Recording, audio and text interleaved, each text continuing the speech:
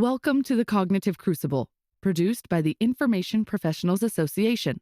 Our website is information-professionals.org, where you can find links and information about today's conversation and get access to members-only content.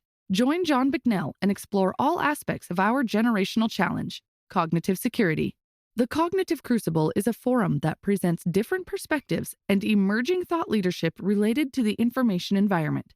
The opinions expressed by guests are their own and do not necessarily reflect the views of or endorsement by the Information Professionals Association. We have two guests today on the Cognitive Crucible. First is Michael Williams, who is a retired Army Information Operations Officer.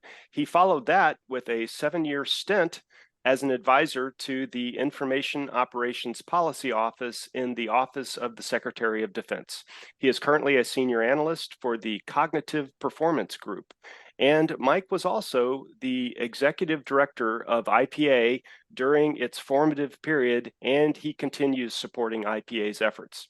Also joining Mike is Dr. Christopher Paul, who is a senior social scientist at the RAND Corporation, where analysis to support Department of Defense policy related to operations in and through the information environment has been a major focus of his more than 20-year career. Mike Williams and Christopher Paul, welcome both to the Cognitive Crucible. Oh, thanks, John. Really looking forward to it.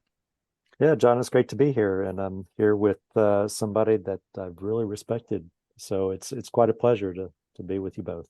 Well, thank you guys for joining, and I am, to our audience, I am very excited for this discussion because what we're getting ready to talk about is the new Journal of Cognitive Security, and this has been a initiative that IPA has been nurturing along now for some time, and we are just very pleased to be able to announce that this journal is coming online right now, and that is what both Mike and Chris are going to be talking to us about. So could one of you please share with our audience some of the basic background on this journal? What's the origin story? Where did the idea of this kind of a journal come from? Yeah, I'll take a stab at that, John. So I actually remember it was over a year ago at Phoenix Challenge 22-1 last spring at University of Maryland. And during the conference, during the day, I'd been grousing with some of my other think tank colleagues about the lack of a good information journal, especially after the JIOIC, the Joint Information Operation Warfare Center's IOSphere journal, went away. And then in the evening, at one of the evening socials, Mike and I were talking, and I shared some of that grousing. And knowing that Mike was and is heavily involved in IPA management and administration, I kind of cavalierly said, "Hey, why doesn't the IPA do a journal?" Well, unbeknownst to me, I think Mike had heard similar desires or grousing from others and was already kind of thinking about it. And so he came back to me with a desire to explore this idea. So we talked a bit more about it. I shared what I know about how academic journals work. I offered to reach out to a colleague who did a stint as an editor-in-chief of a health-related academic journal to talk to her about how does this process work, who gets paid, who needs to get paid, how expensive is it, who pays the costs, and we started a dialogue. And more than a year later, here we are. Yeah, that's I concur with all that, and I do remember the conversation very well. We had just begun the Phoenix Challenge series, or restarted the Phoenix Challenge series of exercises with the University of Maryland and the Applied Research Lab for Intel and Security, and there had been a gap for years, as Chris noted. There are other journals out there that specialize in areas, specific areas of information environment work, specifically in cyber and EW, but they don't have a broad focus on decision making and cognitive security, which is, of course, what IPA is about. Yes, IPA had a long-range vision at one time of doing this, but we spent some years building an organization, which remains largely a volunteer organization. So we now have the resources to do other things, and the journal is definitely high on our priority list, and we're looking forward to getting that going. So what's this journal going to be about? Why is it needed, for example, and how does it differ from other journals? Yeah, Mike will tell you a bit more about what it's going to be about, and there's some information about it and its focus on the website, but I'll talk to how it's going to be different from other journals and why we in the Information Professionals Association need something like this. This is going to be to our collective benefit for a bunch of reasons. Uh, First, it gives the IPA some additional cachet as a professional association. Mm. Serious professional associations have a publication of some kind, whether it's a magazine or a journal or something else. I think about MORS, the Military Operations Research Society. That's a really serious, established professional association with huge membership. I think a couple of journals and a magazine. And boy, if we can move the IPA in the direction of aspirationally being something even a little bit more like Moore's, I think that would really be something to aspire to. Oh, and also think about why professional associations want to have journals. It's a place for us in the association to have the important conversations and try out new and important ideas in writing. We have a lot of conversations that are just conversations, and the Phoenix Challenge Conference Series gives us a chance to bring those conversations to a fever pitch, and that helps us try out and socialize these ideas inside the community and amongst those who are present at the conference. But a journal is a place to write it down. And that Mm. lets more of the community see those conversations and weigh in on those conversations. And when we get it right, it gives us something to give to folks outside the community or on the overlapping edges of the community to share those ideas more broadly. And then also having our own journal keeps the written conversation focused where the important verbal conversations have been. We can have these conversations at a Phoenix Challenge conference, and they can end with, ooh, we should write that up. And there's an opportunity for collaboration or to hang the bell on someone and say, okay, you write it up and I'll review it or whatever it is. But uh, when we put out specific call for submissions, and that gives our editorial board a chance to drive the journal after the interests of our community. Whereas with existing journals, even if they do share some overlapping space, and by and large the overlap is only peripheral, they get to decide where the conversation goes. Yeah, absolutely. And we need to remind everyone, the IPA membership knows this very well, that we are a group that extends beyond strictly military matters to all areas of cognitive security, and our editorial board reflects that. So we want to cast a broad net. We've got former members of government, current members of government. We've got members of industry, two of them specifically come out of industry, one non-DoD related completely, and other researchers such as Chris and Dr. Paul Lieber, Ryan Manis from NPS, and others. So this is, as Chris said, this is looking beyond just the narrow focus of other journals. And we want to have something to discuss these things that we the impact of the speed, volume, and ubiquity of telecommunications on human decision making and the impact it's had on the information environment in the last 25 years. It's a rich vein to mine. There's lots of things to write about, and we only touch on these discussions. There are other things out there. And IPA, for instance, has a nascent blog. I know you'd like to have more to contribute to that. And we had a submission recently, John, that I think you saw that, it was a good idea. It was a few pages, a few footnotes, but that was more of a blog type. It lent itself to a discussion on a blog. It was the high points, and we want to hear people's thoughts in depth, and we want to see what they've read before to support that.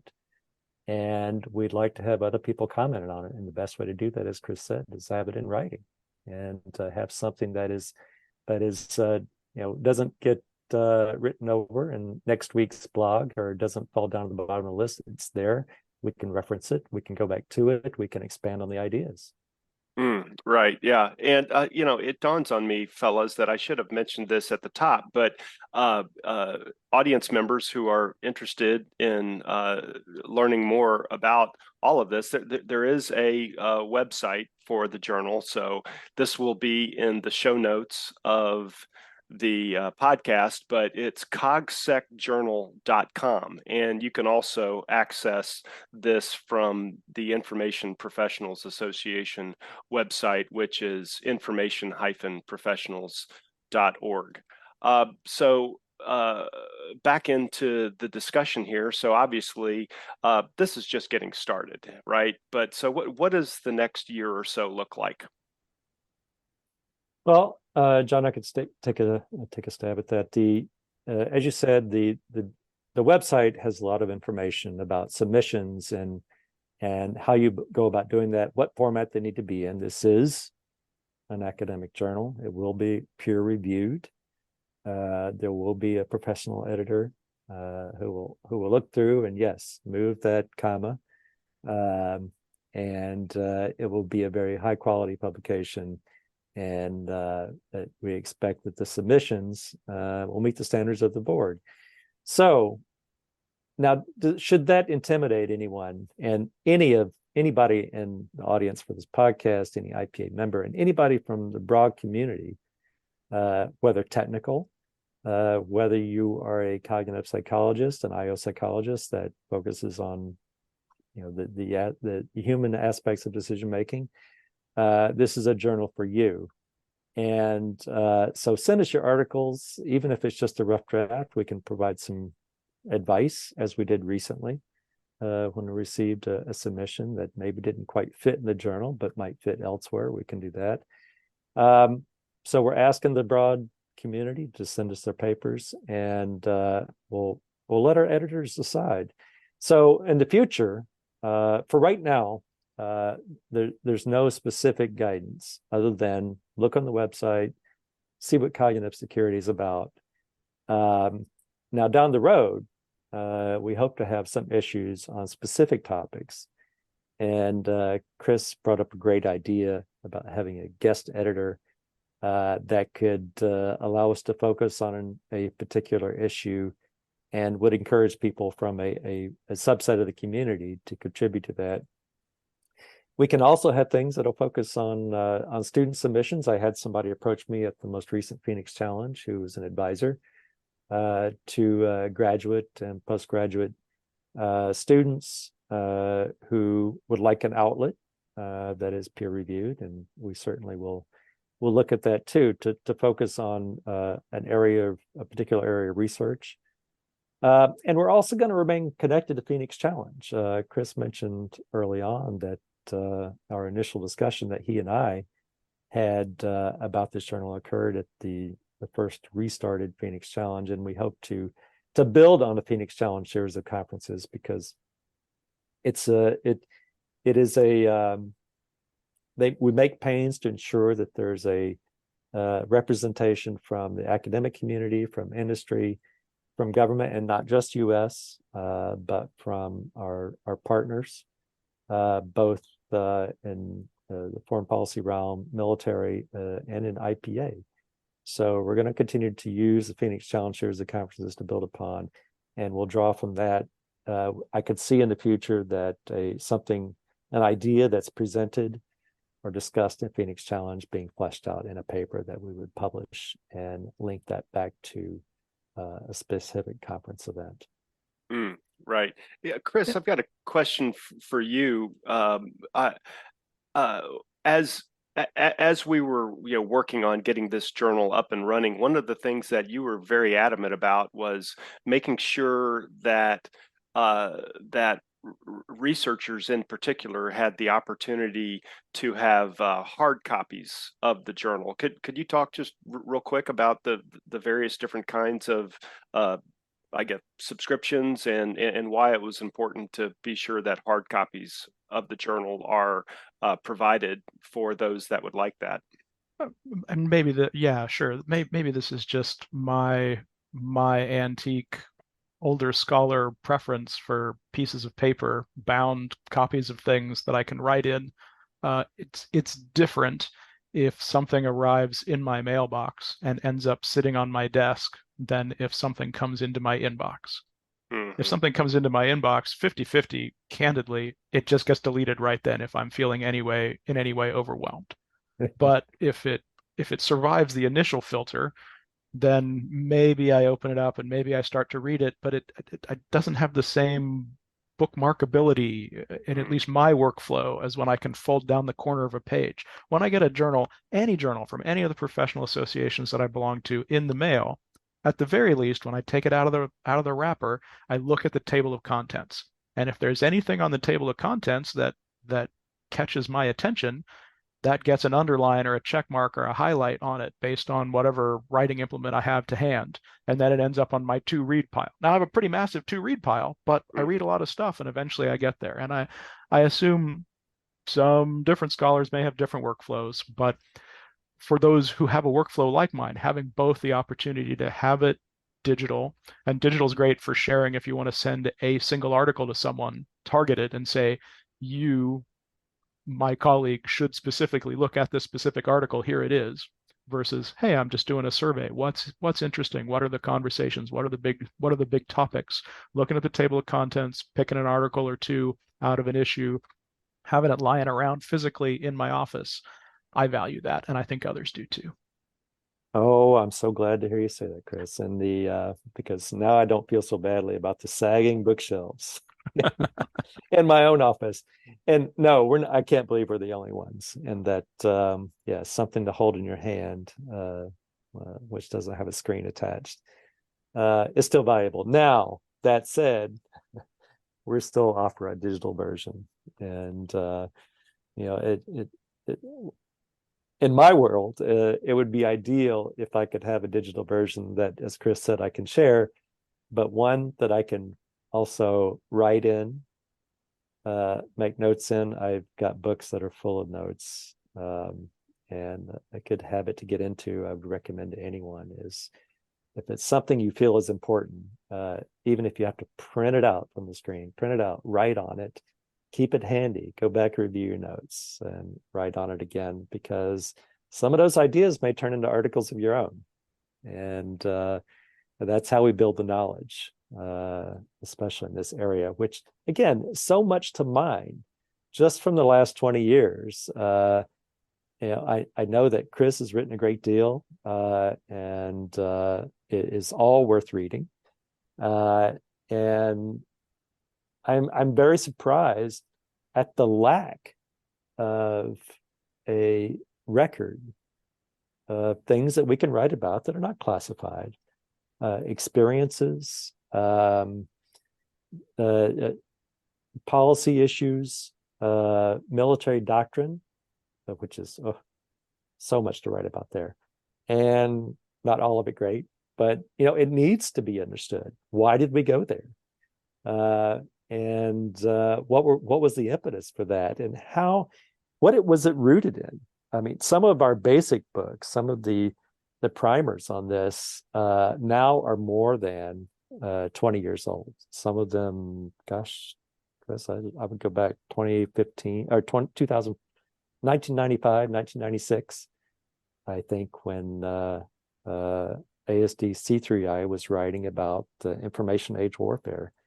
And a lot of the foundational stuff is old, so we need to relook all of that. And I certainly hope that I would love to contribute, and certainly hope that I find the time. I have a problem saying no to things, so which really crimps the time spent writing.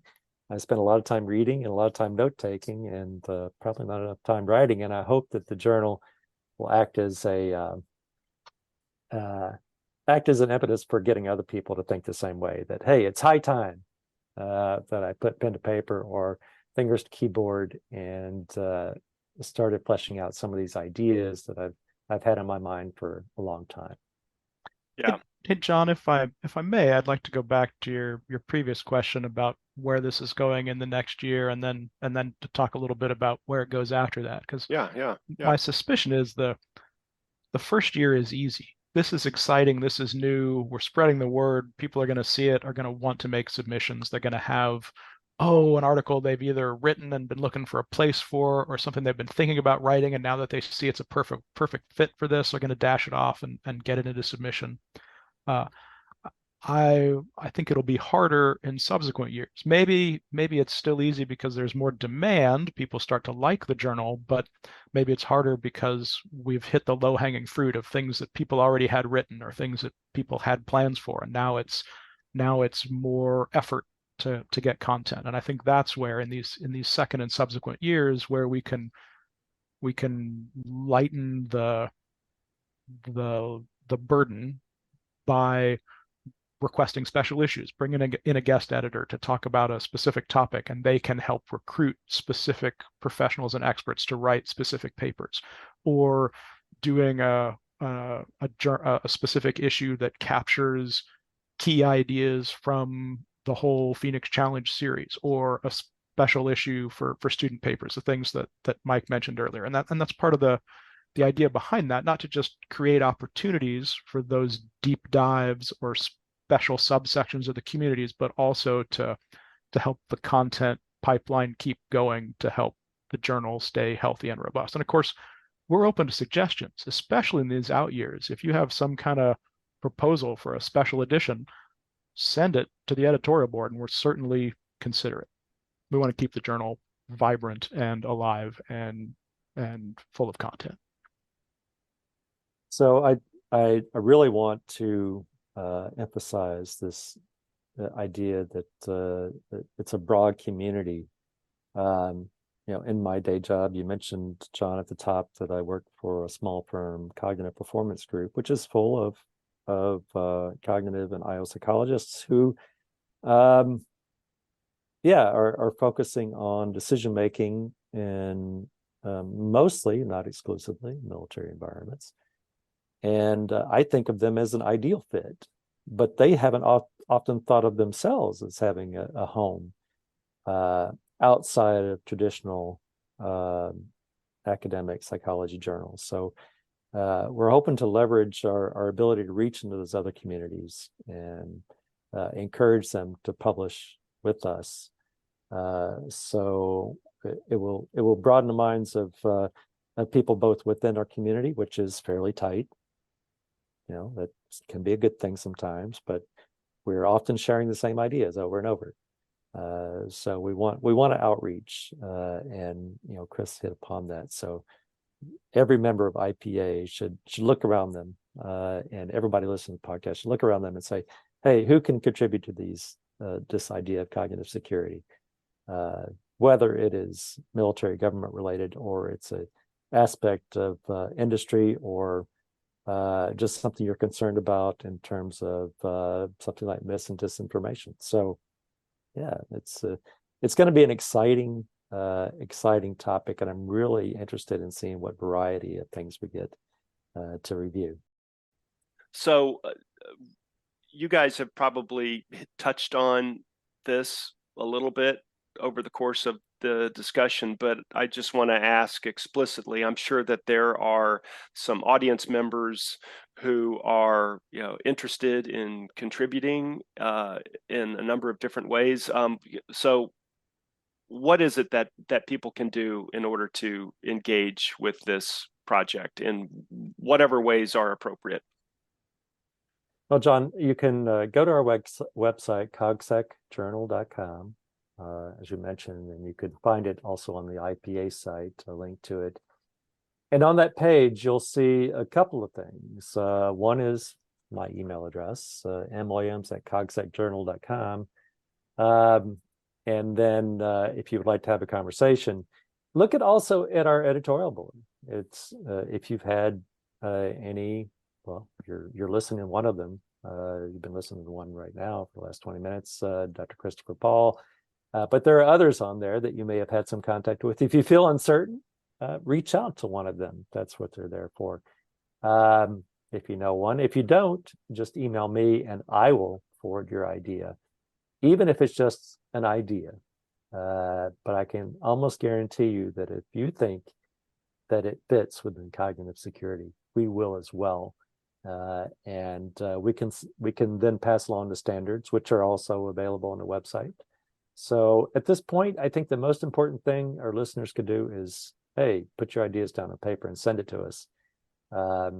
And even if we don't find a home for it in the journal, we may find a home for it somewhere else, like on the IPA blog, and make it a part of the discussion.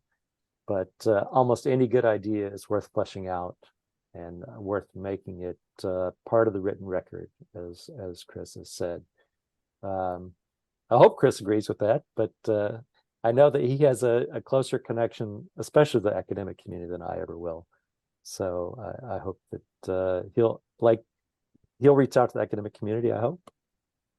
Yeah, Mike, of course. And that's something else that I encourage IPA members to do. Don't just look at the journal as an opportunity for yourself, although of course it is, and we want your ideas and your writings, but think about your colleagues who may or may not be IPA members and consider forwarding them something from the call for submissions.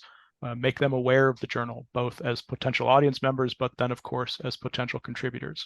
Because this is new, not everybody knows about it. Not everybody knows about this opportunity. So we need your help spreading the word, both about the content that ends up being produced and as a place for people to share their ideas.